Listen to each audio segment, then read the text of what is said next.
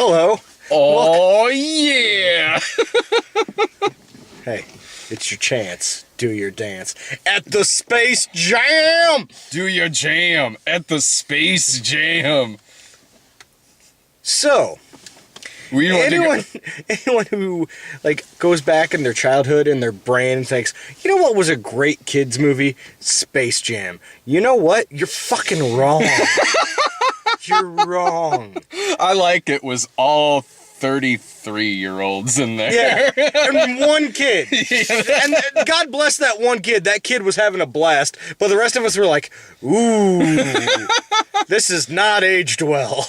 I probably haven't seen this since the late 90s, maybe? Yeah, easily 15 years. Yeah, it's got to be at the least about 15 years since I've seen this film. I'm so glad we were there. Oh, absolutely. I love that this is my, my wife's like, yeah, don't worry about me and the baby. Go see Space Jam. You need to do this. This just has to be done. Did you see this in the theater when it first came out? Probably. I did. Yeah, I did. I'm sure I did. And I remember, actually, I kind of remember at the time. Let's see, I was 15 when this came out, so I remember at the time being like, you know what, alright, the Looney Tunes are back on the big screen. There's Michael Jordan. And all of that. Watching this movie again, 20 years later, I leaned over to you about a half hour into this movie and went, what fucking cocaine-fueled mess am I fucking watching? Oh my god. It's like somebody on a lot of drugs is like, we're gonna make a movie with the Looney Tunes. Who's the biggest star in the world? Michael Jordan. Can he act? Who cares? Who gives a shit? We'll just put him in front of a fucking screen. We got him with the Looney Tunes playing basketball against some fucking aliens. Ah, man. This is truly a what the fuck Hollywood movie. This is, man. And like most, or pretty much all what the fuck Hollywood movies, they can only be made in a certain period of time. Yeah. This movie, 1996. This movie's more fucking 90s than my goddamn wardrobe. Jesus Christ. This movie it's the Sgt. Pepper's Lonely Hearts Club Band of basketball movies. Well, there is Air Bud. Well, an Air Bud. Another movie from around that time. I might have to go back and watch because it might be better than this. This was awful. This movie is like someone had a mountain of fucking cocaine, and they're like, I got it. There's these aliens, right? There's these fucking aliens on this moron mountain with an amusement park, and I don't know, they want to use the Looney Tunes that live underground. They want to use them as slaves, so they send in aliens, but they challenge them to a basketball game. But then they steal the NBA players' talent, they put it in a basketball, and now they're all giant. And then the Looney Tunes get Michael Jordan, and they play this game to determine whether or not they're gonna be slaves for life. And 1 hour of the movie, of the hour-and-a-half movie, is the game. If that, Yeah. Oh, also, something I want to say is, this movie, I think, used the word slaves more often than roots. And the whole time, Michael Jordan's kind of laissez-faire about it. He's like, it's all right, guys, just go out and have a good time. It's like, they're playing for their freedom. No, you're a black man! No, guys, no. Just the important thing is just go out there and have some fun. Michael, you were holding out on us with your secret juice, were you? I just didn't really think you guys needed it. You know what? Yeah, there's some good things I can say about this movie. As much of a what the fuck 1996, as much of a what the fuck 1990s this movie is, there is some nice things I can say about it. You know what? Michael Jordan isn't awful in this film. He's not awful, but at the same time, he's not a good actor, and he's playing to nothing. So it's kind of like, you're doing your best, buddy. No, he really is, honestly. They're kind of smart about using him in this movie. He doesn't have a lot of long lines. No. And he's acting opposite nothing, and they really direct him to just kind of... make faces. Yeah, and speak the words. And he doesn't do terrible. He's perfectly serviceable in what he has to do in this film. But he obviously does better in scenes when he's with other human beings. No, totally. Yeah. Yeah, honestly, when he's with the kids at the beginning of the film and with Teresa Randall, like he's fine. Yeah, the scene with he's playing golf with Larry Bird and Bill Murray. It's fine. Yeah.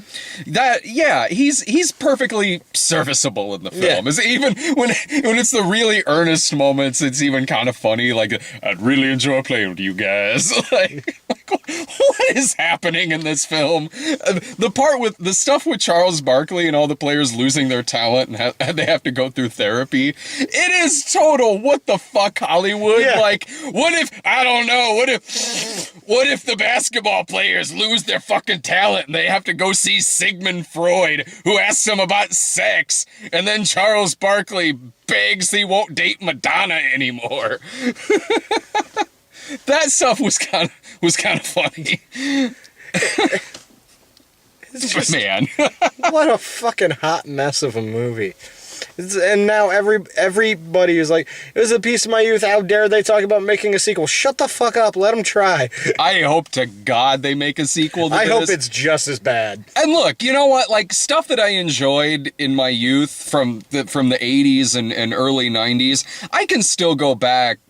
And even when I will watch something where I'm like, yeah, okay, maybe this is, I'm looking at it a different eye now than I did then, but I still get why I would enjoy it at the time, and even because of that, for nostalgic purposes, I can still enjoy something. Like, okay, let's take The Wizard, for instance. Can you take a critical eye to The Wizard? Abso-goddamn-lutely. But can I watch it and kind of be thrown back to where I was at the time and enjoy it because of that? Totally. I've seen The Wizard many times in my youth. Despite its flaws, I can get plenty enjoyment out of it. I mean, in the sense where it's like, wow, I'm going back in my head now, and it's fucking 1996, and boy, are there things about this movie that I'm seeing with completely different eyes. But I can also see why I would have enjoyed this in 1996. No, same here. Like, you know, it's a lot of things I love. All mashed, the Looney Tunes, Michael Jordan, Bill Murray, and the fat guy from Seinfeld. You know, Wayne Knight, yeah. But in my brain at the time, he was the fat guy it's from Newman. Seinfeld. It's fucking Newman's on screen right now. I'm like, Wayne Knight. I like Wayne Knight. But at the time, it was the fat guy from Seinfeld. Now being 34 and watching this, you could be like, drugs made this movie. A lot of fucking drugs made this movie. Drugs, greed, and some ego made this goddamn movie. You know what I was watching and this is honestly the same thing when I saw this when I was a teenager. When the actual basketball game is going on, I spent a majority of that time just looking at the background. Yeah. Like all the characters. Because the background's fascinating. Yeah. Like it's another thing I like about this movie is they throw like every fucking character in this. Yeah, they're just in the background and everything. But they're there. Like, they're there. Like the big bad wolf and the three little bops, like Gossamer's there. Like not only is like the bull. Sam the sheepdog, but also like Fred the sheepdog, who had like one line in one sheepdog cartoon. Like he's in there. But I don't know if, and who did you? Oh, the bull. Yeah, the bull. The witch. The witch. Yeah. They're all there. I didn't see Bosco the talking kid. Oh. I don't know. He could be there. I just didn't see him. But one thing I didn't see the gremlin. If everything else was in it, I'm sure it was probably in there somewhere. Because one thing I was noticing this time is that there's no specific place they're all sitting. They're all just kind of scattered in different shots. And there's even, so like in one part, like maybe like Gossamer might be sitting there. And then in another shot, okay, maybe now he's sitting by the bench. It gets to the point where the characters are repeated in the same shot. Yeah. There was one shot towards the end where Claude the cat is in there 3 times in a single shot. They only had so many characters, you know? For one shot! Why design something new? Just, fuck it, we're towards the end of the movie. Claude the cat, there's 3 of them now in the same shot. Fucking kids won't know, it's just a cat. Oh, I noticed. I know. So did I. No, I liked that. I like that. the Scottish guy that Bugs Bunny was playing golf with, Yeah. and the one was in there a few times. No, it's just weird, and it's like they're like, okay, so the main characters, we're gonna try and shade them real nice so they blend in with the other characters, but at the same, and then the background artist is like, fuck it, I don't care where your light's coming from. It's just like Michael Jordan standing there with like a light obviously shining down on his head when they filmed him, but they drew in a light right behind him, and it's like, but no. Were you having trouble following? And maybe it's because I was mostly kind of watching the background. Did you get a sense that there was really any choreography in this basketball game going on? No. Like, I know you gotta condense, like, a full basketball game into just, like, a sequence in this movie, but this really is just a lot of shit going on between dynamites blowing up, and, there are funny gags in there. Yeah. Like, it's funny when they're all, like, injured on the bench, and Foghorn Leghorn is just a roasted chicken sitting with a fucking IV hooked up to it. I did still get a few laughs out of this movie. As much of a fucking product of its time does not even begin to cover this movie. Yeah.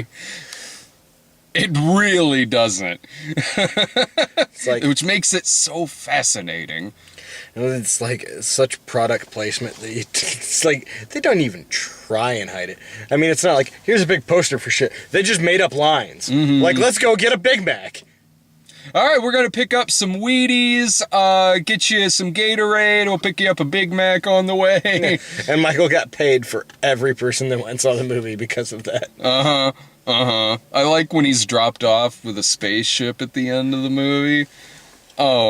Yeah, this spaceship that came from, they were in the center of the Earth, and he reappeared in a spaceship at a minor league baseball game. And Wayne Knight gets off and announces him with a bullhorn, which, who knows where that came from. But the spaceship, cartoon spaceship. And for only a brief minute was everybody like, what? And then Michael Jordan walks off and they're like, yay, Michael! Listen, there's a cartoon spaceship 20 feet away. That's way more interesting than Michael Jordan will ever fucking be. There's a couple thoughts I have about that. One, the other players on his team have got to been like, what an asshole. Motherfucker, you're not even that good at this game. You got a spaceship dropping you off with a fucking bullhorn? Fuck off. Another thing, I never really got, like, it seems like, are human characters aware of the fact that cartoons exist in reality in this film? I don't think so. Maybe Bill Murray is. Maybe, yeah, Bill Murray, the kids certainly are. Well, the kids, they see, like, I think they tried to do the awe and surprised kids at first, but those kids were such terrible actors. What's the kids say? Like, all right! Your dad's helping us with a basketball game. Long pause. All right! While the other two kids are just like, fuck off, 1996. Like, all right! Give me the shorts, Charles! So, like, yeah, like, I get the feeling like cartoons are maybe like aliens. Like, we're not sure if they exist, but if they show up, you'd be like, oh, well, okay, I guess that's a thing.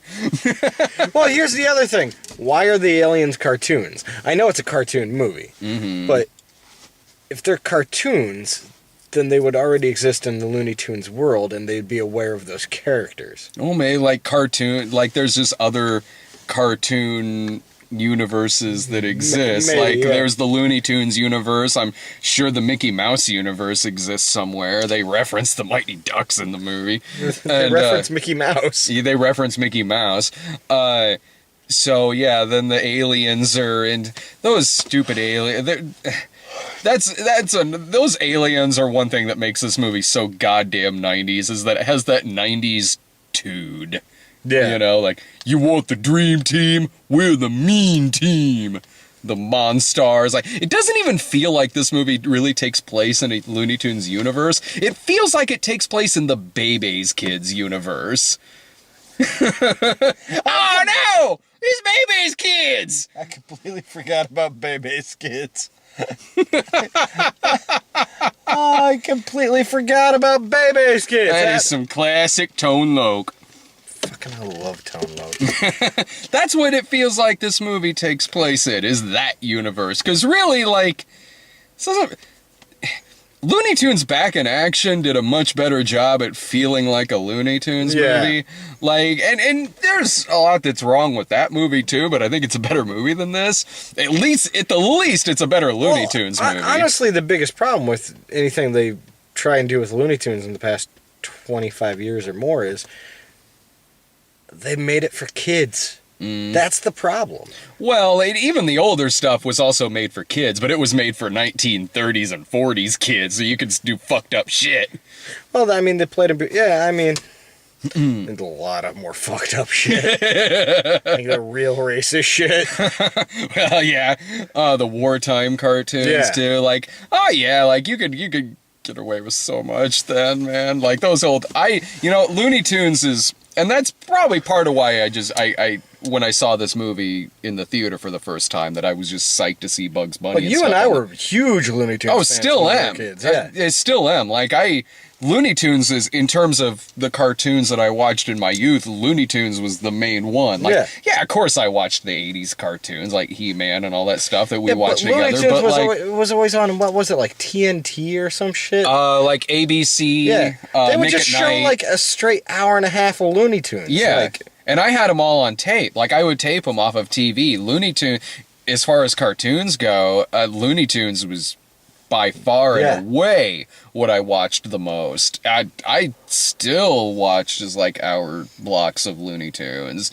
So between, as far as the movies go, like Space Jam and Looney Tunes Back in Action, Looney Tunes Back in Action it feels more like a Looney Tunes movie. Like, yeah, they're doing stuff in this, like, Elmer Fudd getting injured by the ramp and Wile E. Coyote blowing up and all that. And it's nice to see, like, the one-time characters in the background, like the Hillbillies make an appearance in this. But Looney Tunes Back in Action, and yeah, that movie does have problems. Like, I would really like to see just an all-animated Looney Tunes movie without the live-action stuff thrown in there.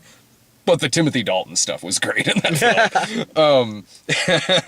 That just, to me, just kind of felt more like a Looney Tunes film than this. This feels like it's 1990s Looney Tunes with 90s attitude, and we're gonna get Michael Jordan and sell some shit. It was very rad. The opening credit sequence, like, what the fuck? The opening credit sequence is so long.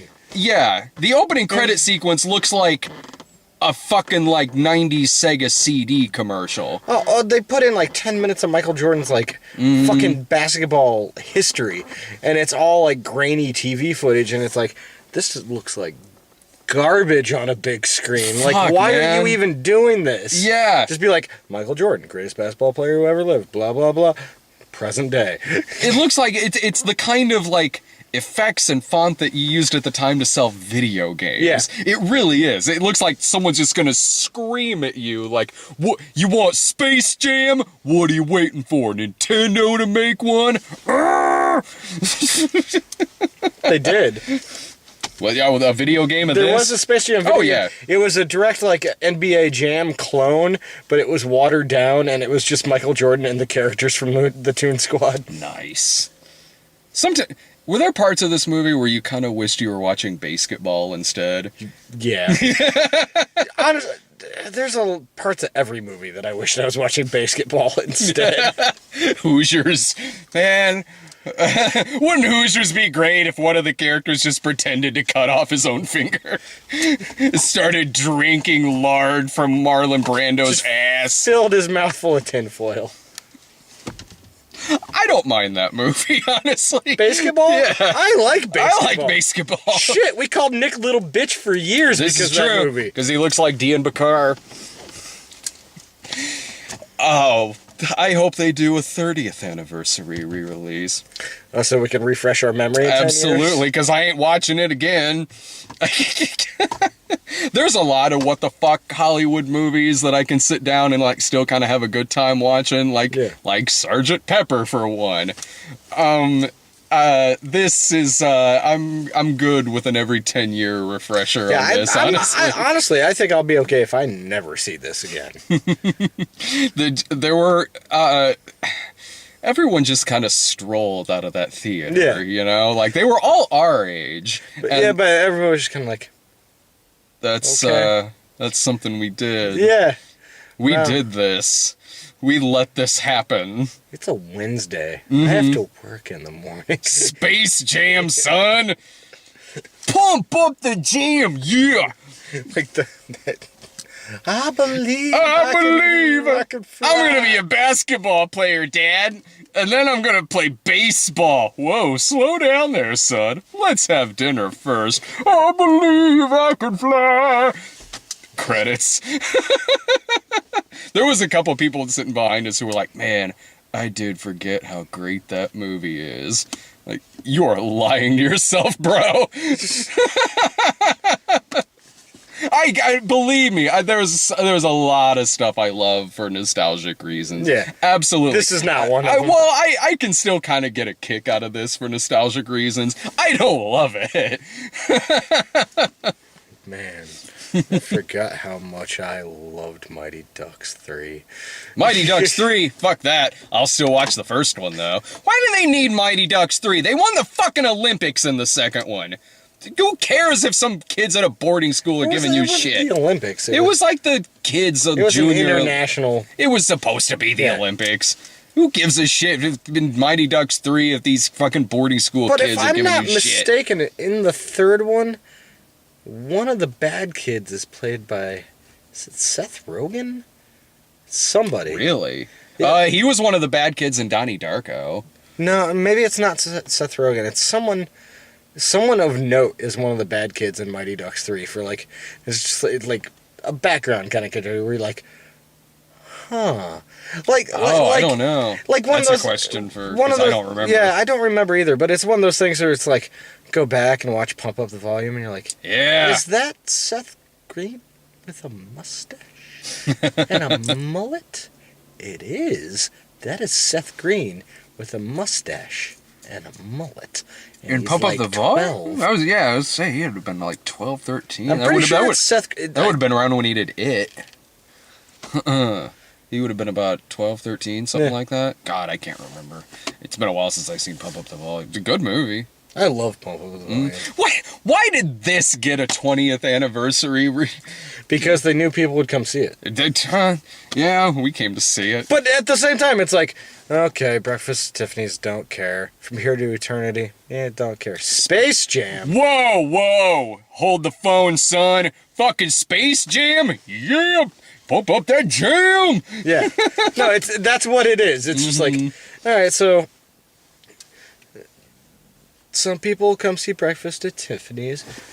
Some of those same people might come see From Here to Eternity. All the stoners will come see Space Jam. I wish I got high before going to see this. This would have been, high. No, because if we were stoned, we would have spent the whole time going, what the fuck were they thinking? Like, I'm on drugs, but fuck. But fuck whatever you guys are on. I hate the fact that, like, we missed the 20th anniversary re-release of From Dusk Till Dawn because we were filming the movie. But we came to see Space Jam. Oh, but we're here at Space Jam. Well, I mean, you know what? Like, I've seen From Dusk Till Dawn in the theater what before. we were gonna do with me too. But what were we gonna do? Like, sorry, Ryan, we're gonna be 3 hours late to filming tomorrow because we have to go see From Dusk Till Dawn. Honestly, he would have fucking murdered me. No, like I was.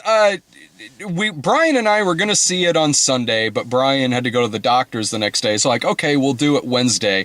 Wednesday was the day after the election where we all just were really tired, burnt out, just kind of wanted to go home. Like, and so I texted Brian. And it was also I was a like, complicated day of filming, so it's like, well, I had done. If I hadn't. You had the easiest fucking job. No, I totally did. But like, yeah, I was just doing behind the scenes stuff. But like, if I had, From Dusk Till Dawn, one of my favorite action movies. If I hadn't seen it in the theater before, no matter how tired I was, I would have gone. Yeah. But I have seen it in the theater before quite a few times. So I'm like, I'll catch it again somewhere This isn't the first time I've seen it re-released. And I also was like in the mood that everyone was in on that Wednesday. I was like, I don't want, this is one of my favorite action movies. I don't want it to be synonymous with kind of how I'm feeling right now. That day, in the morning, Patrick, our first assistant director, and Ryan got a text very early in the morning that just said, "God damn it, Patrick, there better be fucking donuts." And they both thought it was me, but it was Ed Glazer. The nicest, most polite man on earth was like, "Bring me some fucking donuts." That's how bad last Wednesday was. You can see the behind the scenes video. It's on the site. Any final thoughts about Space Jam? It's fucking Space Jam. Spoiler alert, it's still Space Jam. You just might be looking at it with slightly different eyes than in 1996. It's not as good as I remembered. And I didn't remember it being that good. Yeah, honestly, yeah, once it kind of wore off in 1996 of seeing Bugs Bunny on the big screen, I remember even kind of a year later, honestly, being like, that was weird. Yeah. That was something that happened.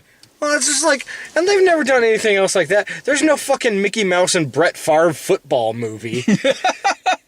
I want that fucking movie. Give me that goddamn thing. That would be a remake of Mickey and the Beanstalk, and he's the giant. All right, no, I'm done. I probably have diapers to change. Yeah, mine. See ya. They're filthy. Hey Dave, you want to mention that one thing we forgot? Do you want to mention that horrifying 3D Wayne Knight animation when he got blown up? Oh my god! I forgot about that. It was like Lawnmower Man quality. It's so bad. It's like, why are his arms square? You know what it looked like? It looked like the Who's Your Daddy video game. Like the horrifying like baby and the dad running through the house. Only it's Wayne Knight in 1996 getting blown up because he was flattened by some fucking aliens. The fuck? The fuck 1996? Bye.